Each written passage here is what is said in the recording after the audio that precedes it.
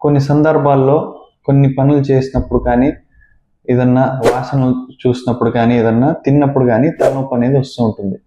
ఉదాహరణకి మనం చాలా మందికి ఇప్పుడు బాగా నూనెలో దేవిన ఐటమ్స్ ఏమైనా తినగానే తలనొప్పి అనేది జరగవచ్చు.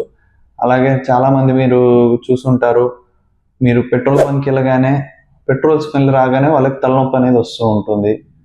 అలాగే తినకుండా ఫాస్టింగ్ స్టేట్లో ఉన్నప్పుడు తలనొప్పి రావచ్చు. రాత్రి నిద్ర సరిగ్గా లేకపోతే తలనొప్పి రావచ్చు. అలాగే బాగా స్ట్రెస్ ఉన్నప్పుడు కూడా తలనొప్పి అనేది వస్తుంది. ఇది మన మైగ్రేన్ పేషెంట్స్‌కి. సో వీటిని మనం ట్రిగర్స్ అంటాం. సో ట్రిగర్స్ అనేవి ఏంటేంటి ఇది ఐడెంటిఫై చేయడం ఫస్ట్ స్టెప్ ఎప్పుడైనా మైగ్రేన్‌లో. సో ఒక్కసారి ఇవి ఏ సందర్భాల్లో వస్తుందో మనం గుర్తిస్తే గనక దాన్ని బట్టి మనం జాగ్రత్తలు పాటించి అది మాటిమాటికి అవ్వకుండా చూసుకోవచ్చు.